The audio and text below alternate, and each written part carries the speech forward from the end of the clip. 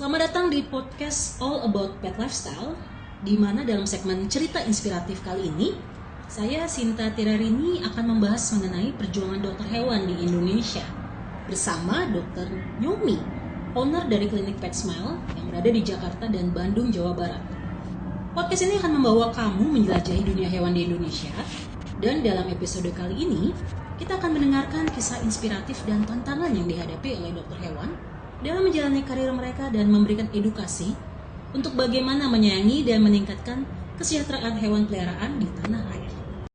Baik, selamat malam Dr. Nyomi, perkenalkan nama lengkap kamu serta jelaskan sedikit deh mengenai klinik yang kamu punya di Jakarta itu di mana, di Bandung itu di mana, supaya kalau pemilik anabul atau penyayang hewan mau memeriksakan anabulnya sedang sakit bisa tahu nih perginya kemana. Silakan.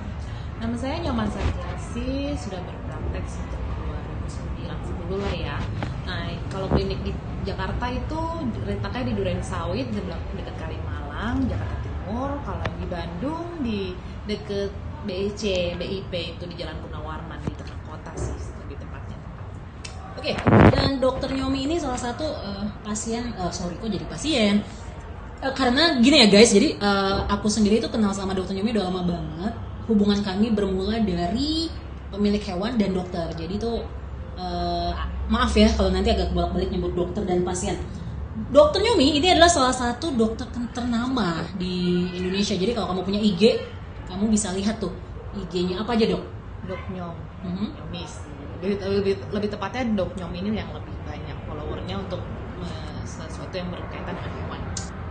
Baik. Nah, salah satu alasan kenapa Dokter Nyomi lumayan tersohor karena di awal-awal karir beliau sebagai dokter, beliau ini salah satu dokter yang mensupport banget kegiatan para rescuer, khususnya di Jabodetabek, ya nggak, Dok? Iya, benar. Cukup banyak sih memang awal-awalnya aku concern di bagian kasus-kasus yang sulit tertangani karena kesulitan baru rescue atau kejadian yang sulit, kecelakaan dan sebagainya, itu kurang mendapat perhatian dari klinik-klinik gitu karena masalah biaya dan sebagainya macam, padahal kita pengen banget nolong hewan-hewan tersebut. Ya, jadi aku perjelas nih, yang dimaksud dengan rescuer adalah mereka sekelompok orang yang kurang kerjaan. Oh enggak, bercanda.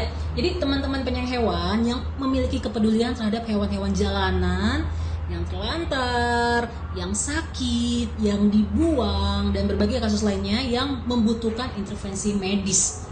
Dan karena mereka sekumpulan orang-orang yang bekerja sendiri, tidak berada di bawah yayasan, seringkali mereka menggunakan uang pribadi ya, Dok, dan ini cukup memberatkan karena kan kita tahu sebetulnya untuk biaya hewan, pengobatan hewan apalagi kalau membutuhkan tindakan operasi itu nggak murah kan, Dok? Ya, lumayan berat memang dari segi biaya. Jadi awal-awal karena rasa keinginan tahuan untuk menyelesaikan kasus-kasus itu, mengobati hewan-hewan yang sulit ditanganin. Jadi itu awalnya dari keinginan yang kuat semacam itu. Jadi kita membantu dari segi keringanan biaya. Awal-awalnya seperti itu.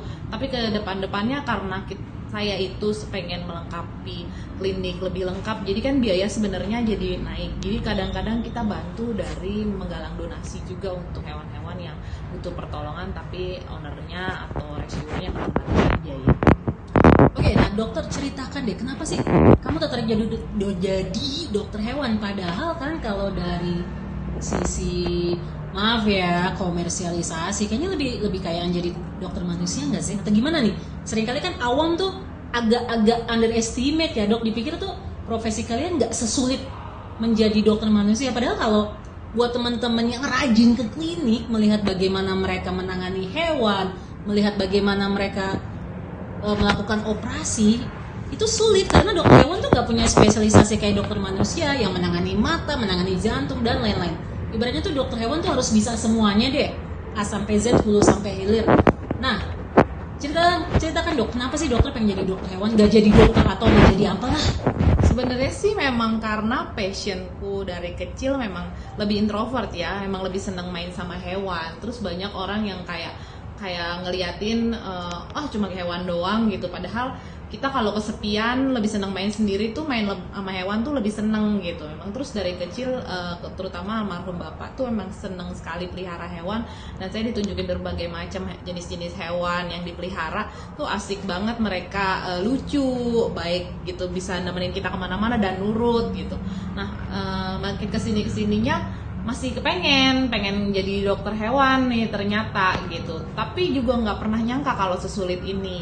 Ternyata teman-teman juga banyak juga yang dari sekian orang masuk ke kedokteran hewan tuh banyak yang mundur karena memang kuliahnya sendiri sangat sulit. Dibilang sama sebenarnya seperti dokter umum, terus ternyata ketika sudah praktek kita ngelihat di lapangan tuh justru memang kita harus tahu semua gitu, nggak bisa kalau bisa nggak ngerujuk, dan klien tuh demandnya juga lebih berat gitu. Dengan biaya yang semurah mungkin mereka mau kalau bisa habis diobatin terus besok udah sembuh gitu. Itu sih beratnya, tantangan dari hal-hal semacam itu. Terus kadang strategi gitu, kita jadi pengen cari tahu pengobatan mana yang lebih terjangkau tapi hewannya sembuh. Nah itu sebenarnya ada trik-trik tersendiri akhirnya menemukannya gitu.